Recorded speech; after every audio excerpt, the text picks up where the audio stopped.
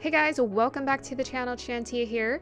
So if you're new to this channel, I dedicate it to the women out there, helping them to live in a way that feels the most natural to them, which is why I created a series called the Heal, Feel, and Reveal series, which is helping women to bring in and work on their inner work and align their outer work together so that they can bring more color, more vibrancy into their life, get more clarity about what they want to do, and go out there and just do it. All right, so check it out.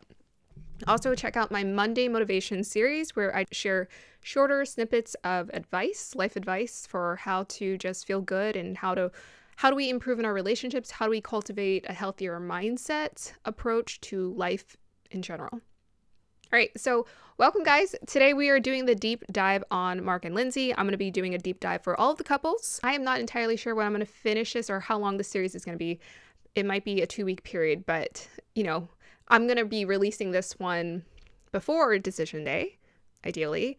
So I just wanted to talk about some of the main issues to me that showed up in Mark and Lindsey's relationship because, yes, we watch it for entertainment, but let's be honest, we also watch it so that we can find ways to improve on ourselves too, because maybe we're fascinated by psychology of humans. I think in a way, we're just always obsessed with like people and relationships and why do they do what they do? And why do I do what I do? So we want to like compare and contrast and find better ways to make decisions in our life. And that's kind of why I watch the show. I learn through observation very powerfully. And that's how I'm able to make very good, healthier choices and decisions in my life. This is all opinionated and this is all for entertainment. When we're in the comment section, to make sure we are being respectful and kind and not just going out there being opinionated because, these are human beings. Let's just give them props for putting themselves out there. They're flawed. And I know if we were to put ourselves out there, people wouldn't just see all the good sides of us. Take into consideration how we communicate or, talk about people here on my platform, here in the comment section. Just take into consideration these are human beings. How are you feeling today? How are you doing today? Go ahead and drop it down in the comment section. How are you feeling today? And then also let me know, how are you feeling about Mark and Lindsey? Okay, so I shared my predictions in the previous review before decision day for episode 16. And I said that I think they're going to say yes. I think they're going to say yes because I feel like Mark and Lindsey have just gone through so much. What some couples go through in like 3 to 4 to 5 years. They've gone through so much intensity, so much drama. But that could also play to their disadvantage as well.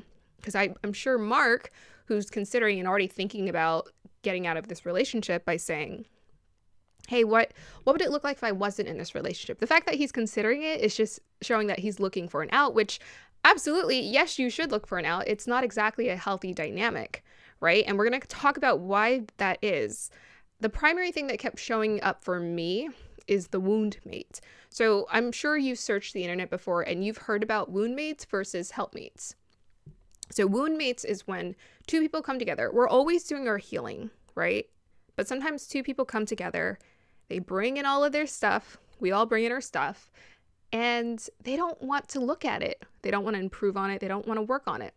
So all they do really is trigger each other, set each other off, reenact the traumas that they experienced in their life with their parents and what they saw, the dysfunction that they saw, they recreate it. So they're wound mates. They constantly trigger each other and reactivate that chaos and that turmoil. Versus being helpmates. Helpmates is when you shine light of self-awareness onto your situation, onto your problem, and you say, hey, what can we do to help each other instead of triggering each other? What can we do to just like be more considerate of one another? And so most times we get lost in our ego and we just say, hey, I'm too caught up in my wounds and my issues to want to help you. I'm just focused on my problems. So in this case, I would have to say Mark was definitely trying his best. He was trying his best. Lindsey is a lot. She's a lot. She says she's a lot of woman, but to me, it's not woman. Let's differentiate. It's not about being a lot of woman. It's a lot of drama. And so this is just something to look for. People take drama wherever they go. Wherever drama goes, if it follows someone, it's because they are drama. They embody it. And to me, Lindsey is a very good example of someone who embodies drama. Bringing up the fights, turning it up. Now, the question is, why does Mark not see that? why does he not fully see and understand that this woman is kind of creating chaos? She's a magnet for it. And that's because he's probably just used to it, right? Considering his relationship with his mother. He's used to someone going through a lot, making it about themselves, and blaming it on other people. And this is why I talk about inner work on my channel all the time.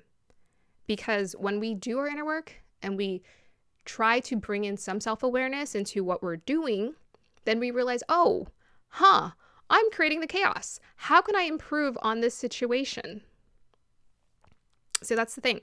He's not aware of it fully. He can sense it, but he's not fully awoken to that yet because he's still having to do healing. So that's why they're perfect examples of wound mates.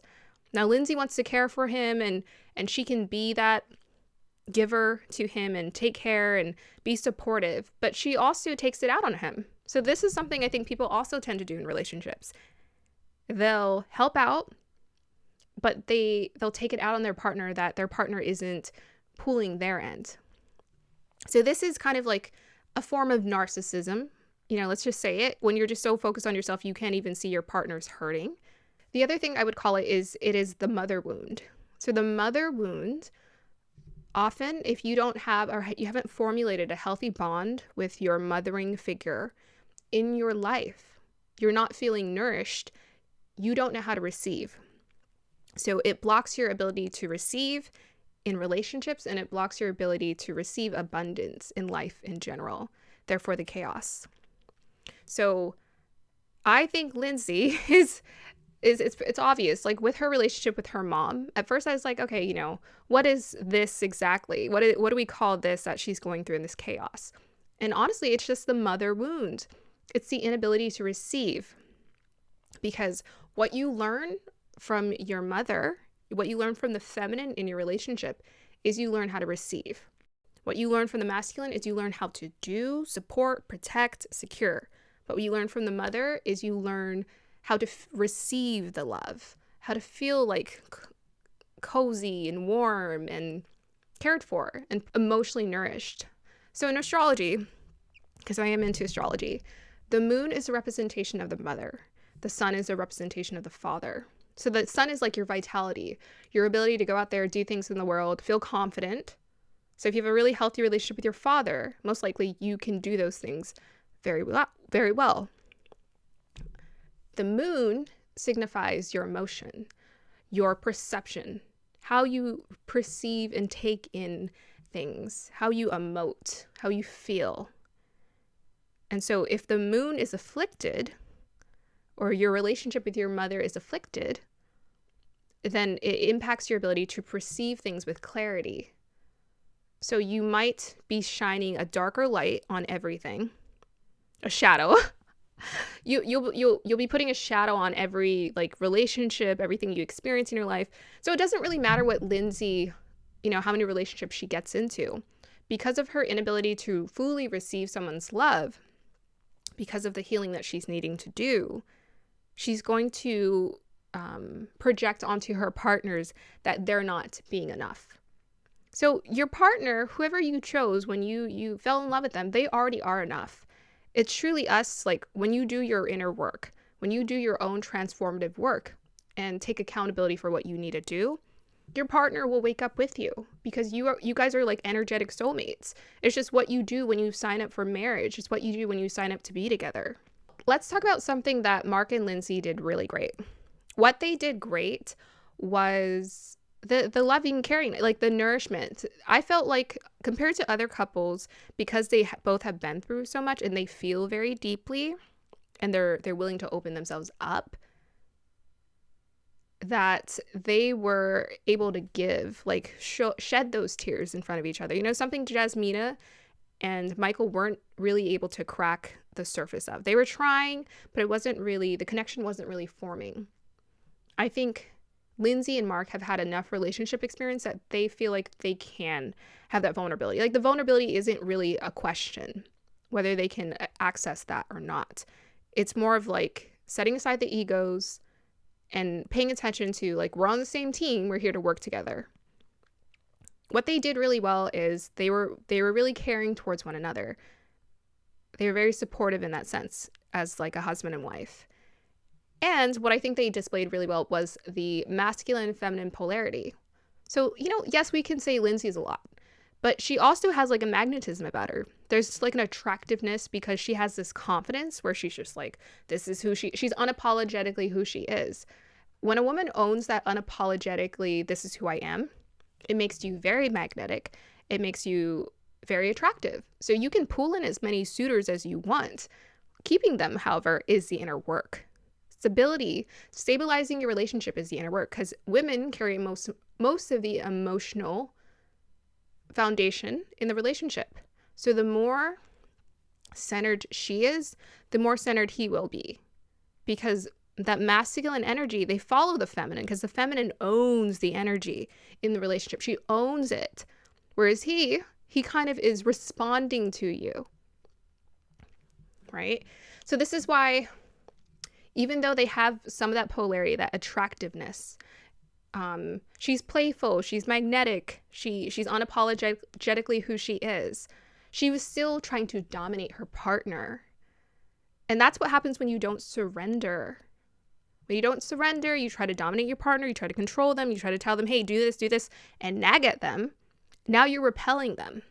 Now they're not responding to that, because they can feel that neediness of like you wanting to change them, as opposed to just accepting and allowing and surrendering and trusting that they will come to you, and just allowing yourself as the feminine to be that magnetic force in the partnership. So she became the repellent. She became the masculine. She was trying to be the masculine in her energy, in her relationship. And so what happens when two masculine energies come together? They repel each other. That's why even in same-sex couples, they have to have some kind of polarity to be attracted to one another. So she was making him want to pull back, not want to be around her because of, yes, she's a lot, but also like mostly because she's repelling him with all that masculine energy she's trying to dominate him with. Like, he literally said that she was trying to wrestle him.